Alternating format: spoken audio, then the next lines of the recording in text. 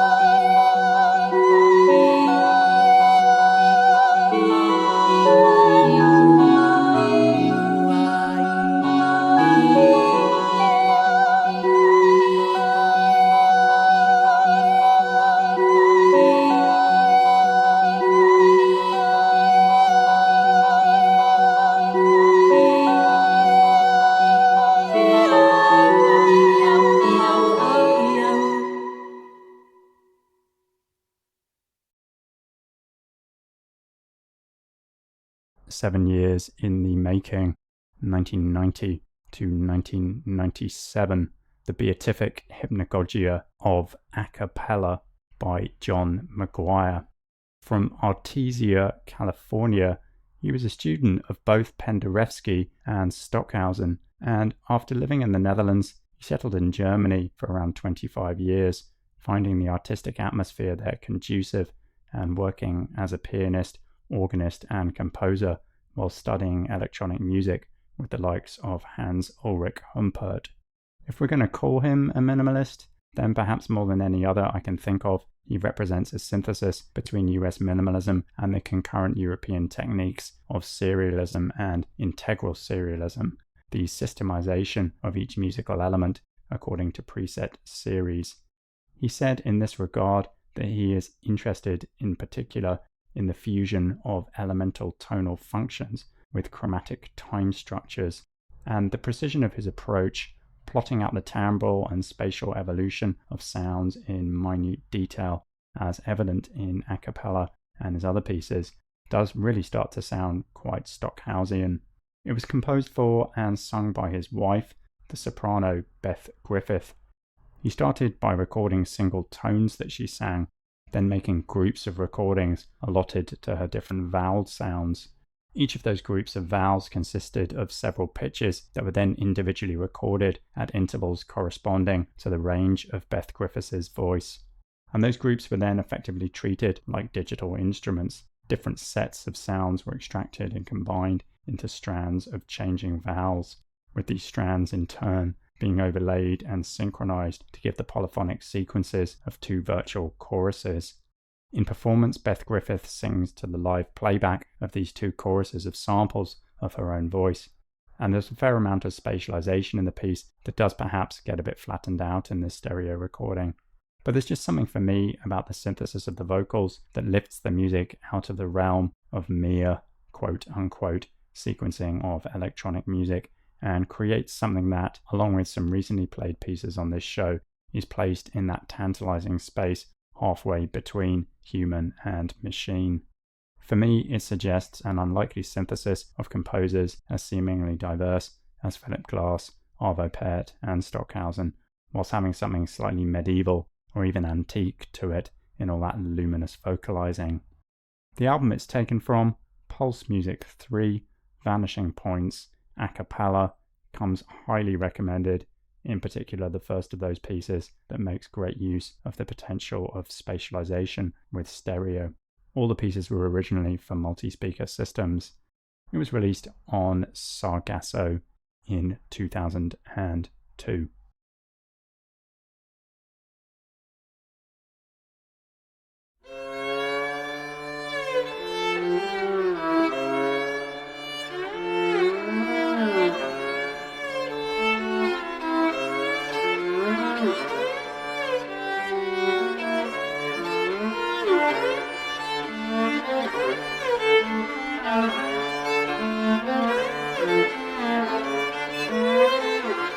Mm-hmm.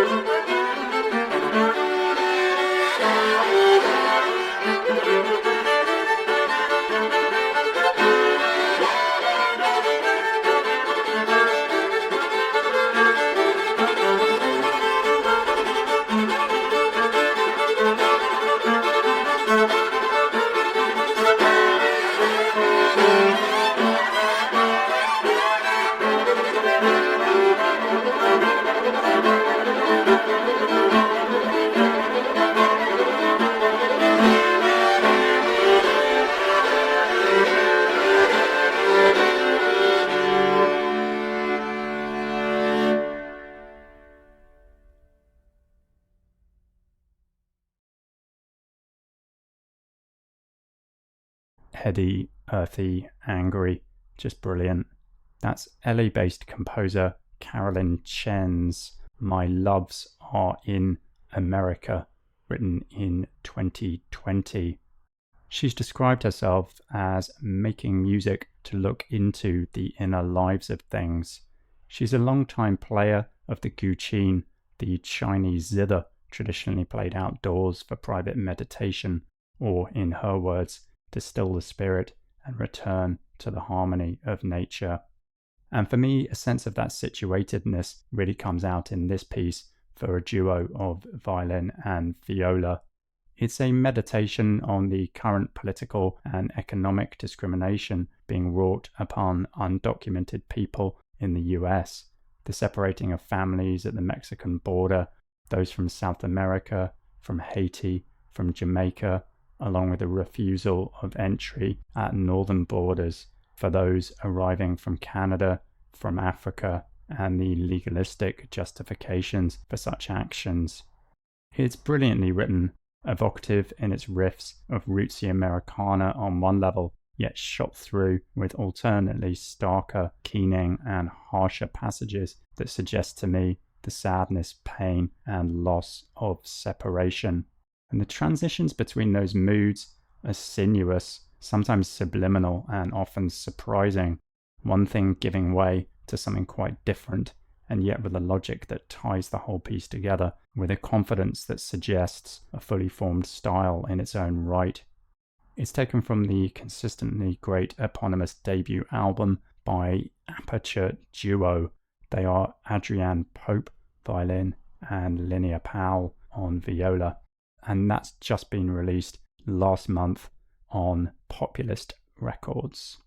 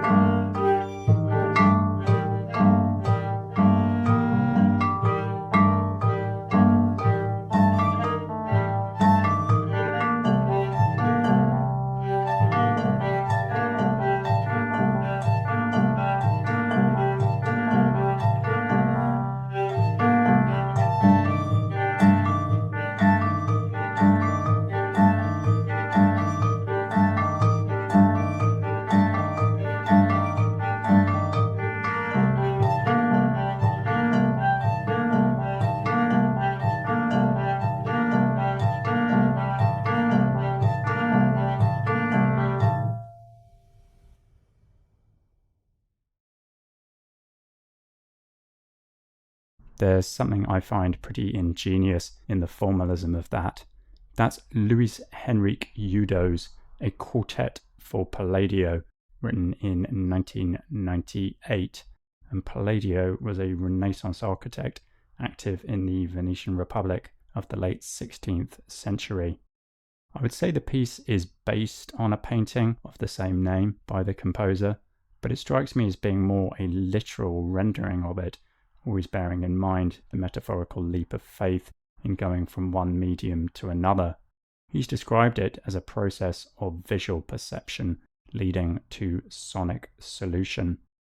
He's a Dutch-Brazilian composer of Japanese descent who grew up in the Brazilian countryside before moving to Sao Paulo, where tellingly he trained as an architect before working as a fashion designer, illustrator, and painter.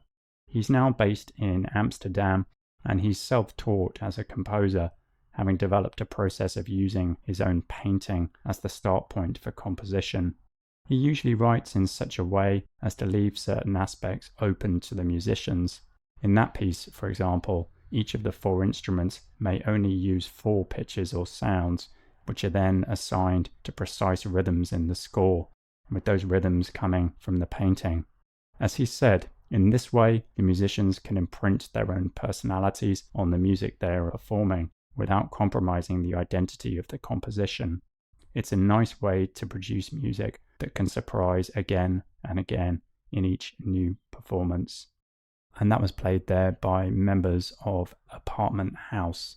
They are Bridget Carey, viola, Anton Lukovici, cello, Kerry Young, keyboard, and Simon Limbrick, percussion.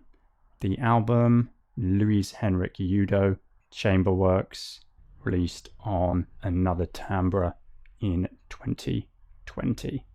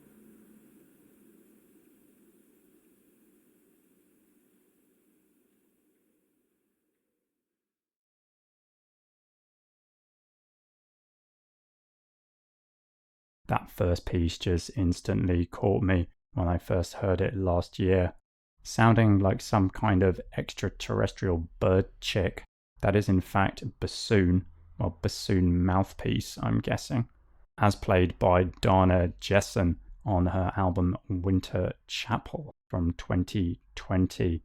The two pieces you heard, Winter Chapel Part 1 and Part 3. Based, I think, in San Francisco, she's a musician who crosses between the worlds of notated music and improvisation, and she's performed with just about everybody in those fields. Her debut album, Carve, showcased both commissioned works and her own improvisations, whereas Winter Chapel focuses just on her own music.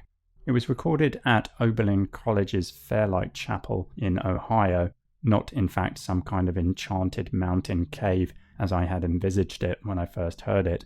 I mean, I guess the clue is in the album name. Anyway, it's where she teaches contemporary music and improvisation. It's one of those albums where the sonic environment is completely inseparable from the music performed within it. It's, I think, as much of a component, even a character of this music, as the instrument itself. Or rather, maybe we could say that the instrument is really the instrument and the space. It's also very much the sound of a player mining their instrument and surroundings to the absolute extreme, finding genuinely new sounds through that process, and in so doing, expanding the effective range of what we thought one instrument could cover. Each track has a completely different character, the alien bird of the first piece there, and the Arctic wind of the second, being just two of them. Recommended in its entirety, that one. It was released on Carrier Records in 2020.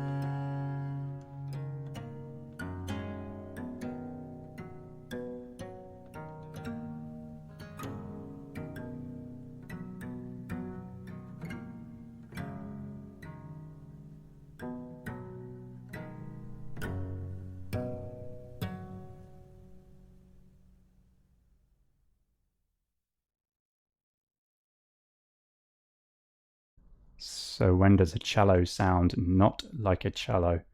When it's not a cello, of course. When it's the bass viola da gamba, or rather three of them there, playing in canon in Molly Heron's Canon number 3 from 2016. Not too often heard these days, the viola da gamba is effectively a family of bowed, fretted string instruments that's really the precursor to modern day strings. Well, if you consider the early 16th century to be modern, that is.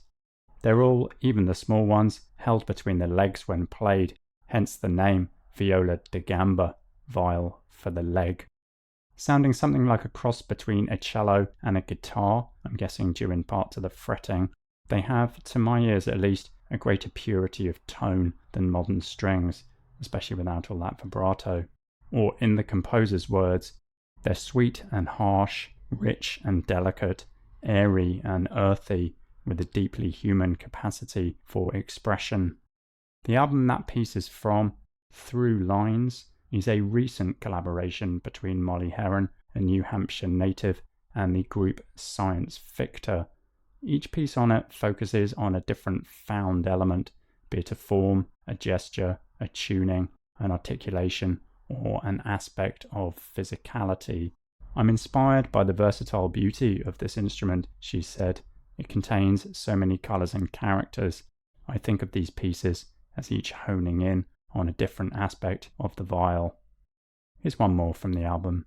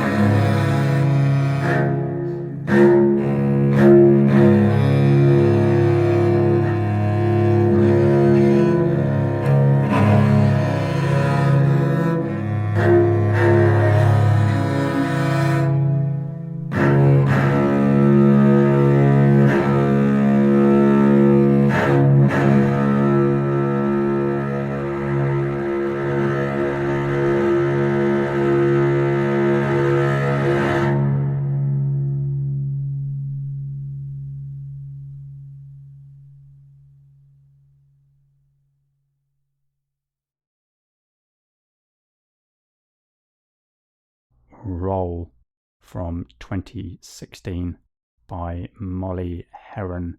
The title there referencing the rolled chords you hear throughout. That and the previous Canon number 3 were performed by Science Fictor. They are Lauren Ludwig, Zoe Weiss, and Kivi Khan Lipman, all playing bass viola da gamba. The album Through Lines was released last year on New Amsterdam.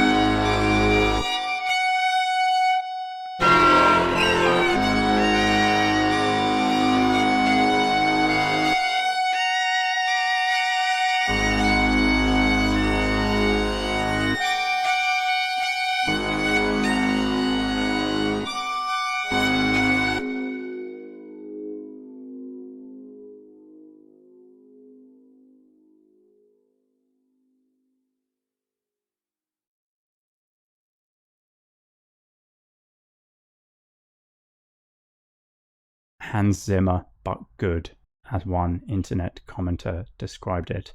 That was Astatine, written in 2019 by Paul Clift.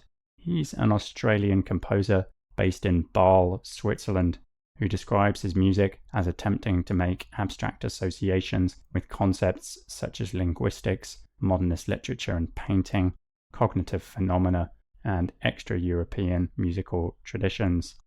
That piece, well, it sounds to me like an ensemble of about 20 players, is in fact a mere trio: cello, sax, and electric accordion, hence the massive swirling bursts of robotic brassy noise.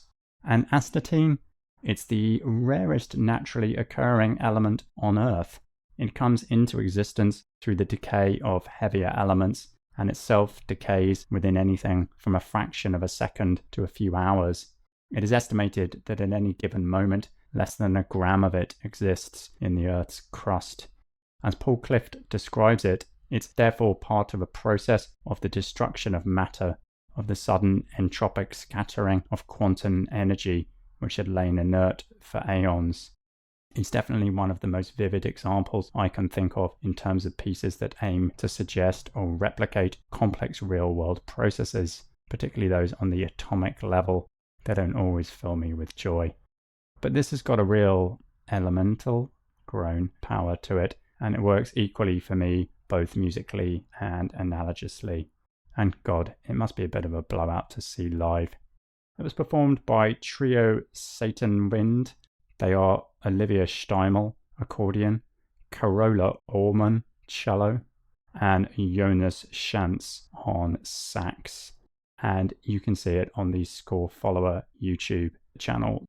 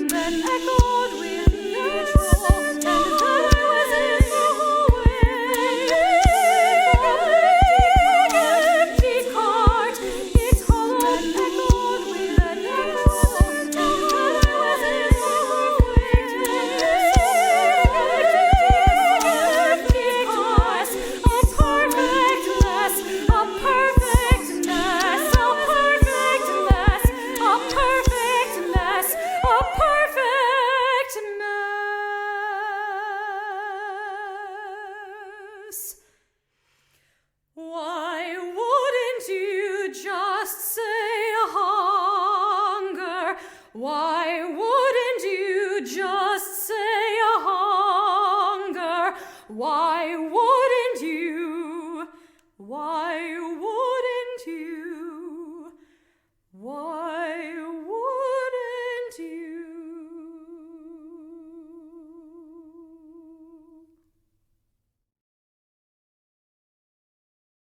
I take the long way there, the long way. I take the long way there, the long way. I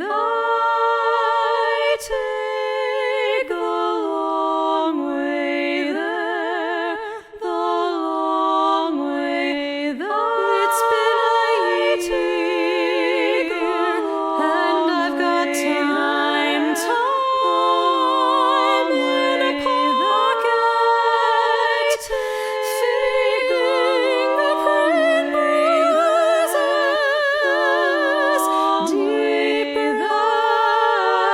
breaths that make the long way there, the long way. Take the long way there, the long way. It's been and I've got time in a pocket, fingerprint bruises, deep breaths that make clouds. The rush of days don't care about your heart. The rush of days don't care about your heart. Waste the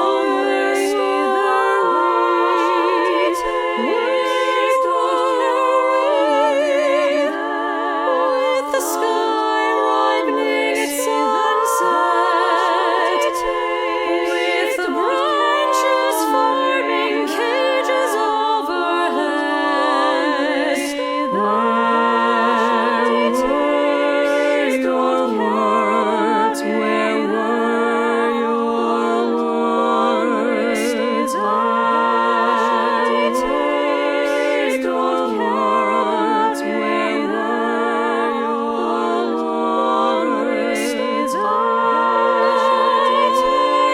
I'm soundless, happy. Another pig in the trestle, another spoke on the wheel.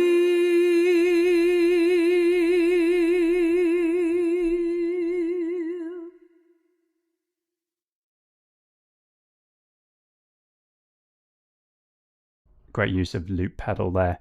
That's June, parts 1 and 2, written in 2012 by Melissa Dunphy, a composer born to refugee parents and raised in Australia, who immigrated to the US in the early 2000s and is now based in Philadelphia.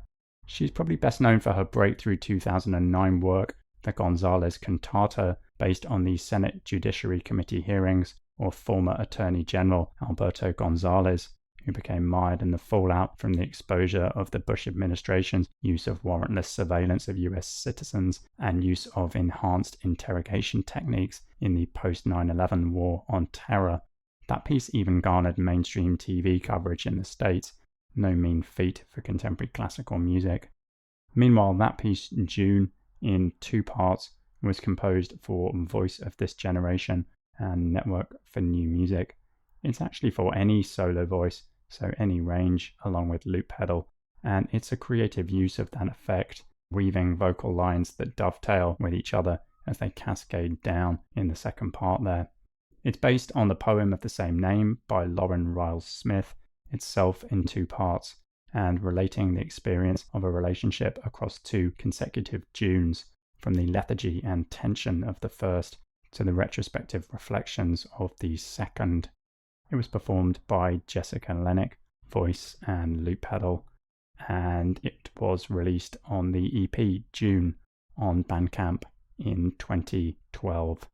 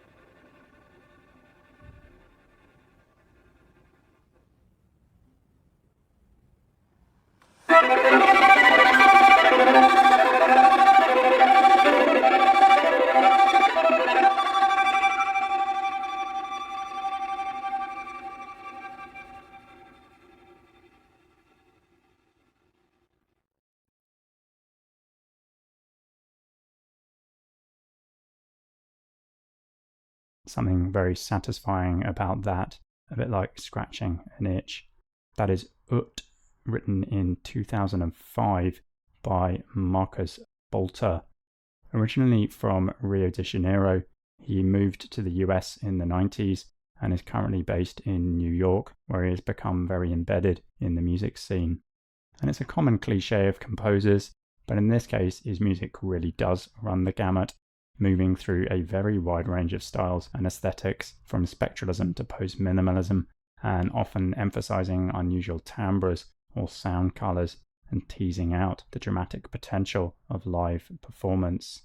And that plays out in his choice of collaborators as well.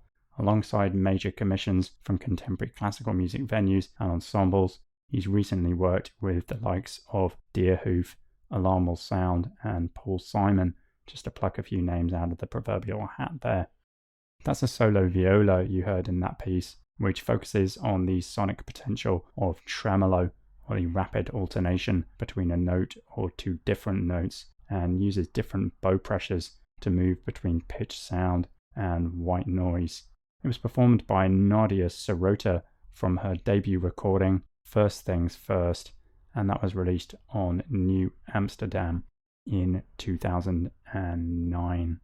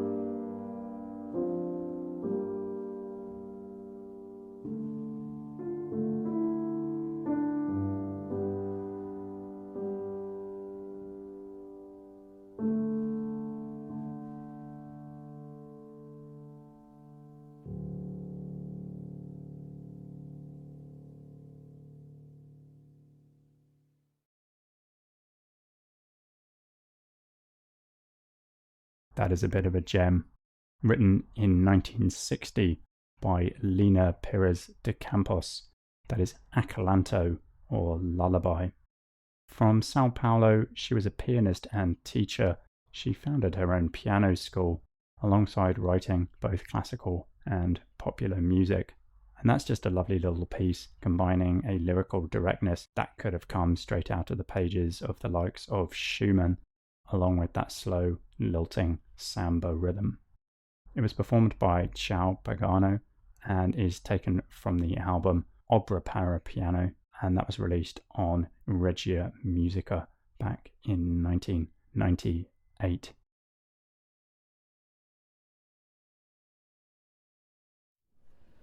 To that which is endless as it was beginningless, to undergo much trance of days, rests of nights, to merge all in the treble they tend to, and the days and nights they tend to again to merge in the start of superior journeys, to see nothing anywhere but what you may reach it and pass it, to conceive no time, however distant, but what you may reach it and pass it,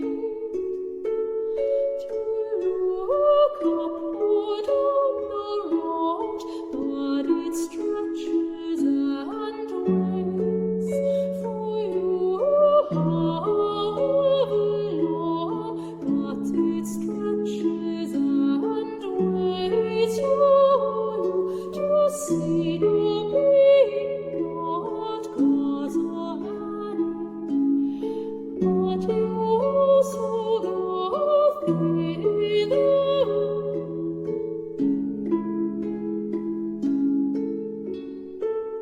To see no possession, but you may possess it, enjoying all without labor or purchase,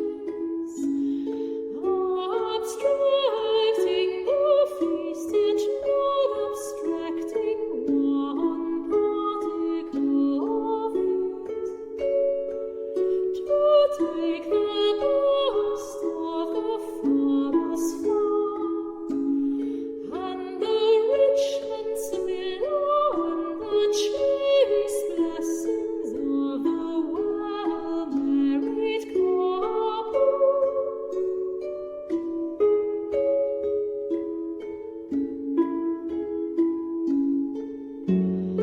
And the fruits of orchards, and flowers of gardens, to take to your use compact cities as you pass through, to carry buildings and streets with you afterward, wherever you go, to gather the minds of man out of their brains as you encounter them, to gather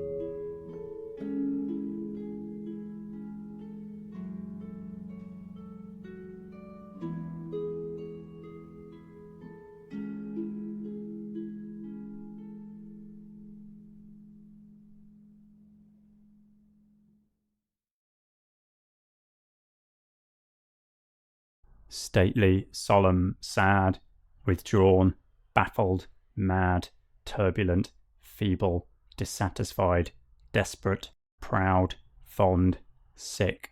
They go, they go. I know that they go, but I know not where they go. But I know that they go toward the best, toward something great. Part of Walt Whitman's song of the open road, set with a crystalline economy of means there by Australian composer Kate Moore, the final part of her song cycle, The Open Road, written back in 2008. The songs in that work speak of travel, both physically and metaphorically, as endless journeys from birth to death, providing the backdrop for the inner metamorphosis of the soul. It's a beautiful cycle that ranges stylistically from the Elizabethan through the Baroque to something more modernistic and minimal. She's written widely, both acoustically and electronically, often pieces conveying an interest in history, place, and psychoacoustics, and she's currently an artist with ECM Records. Some quite lovely piano music of hers is on that label. And though born in Oxfordshire and based for over a decade in the Netherlands, she has identified the Australian landscape of her childhood as creating a lasting impression on her imagination. When I write music, she said, I'm looking for something I get from the Australian landscape, though not necessarily its shape. It's possibly a sense of its soundscape. This amazing three-dimensional soundscape is the most beautiful orchestration imaginable. And it's not so hard to conceive that soundscape here as a proxy for Whitman's American West and those making the journey ever onward within it. That was sung by Michaela Reiner, and she was accompanied by Eva Tebb on harp. The album, as mentioned, The Open Road, was released via Kate Moore's Bandcamp in 2010. That's about time for this one. The Tonic will be back on Wednesday, 11th of May at 10 a.m. British Summer Time, GMT +1. As always, do check the show's Instagram page for confirmation, _tonic_, and do drop me a message via Instagram or thetonic.online. Thanks as always to Meg, to Rosie, and the whole crew at Threads for hosting. I'm Luke Fraser. Thanks for listening.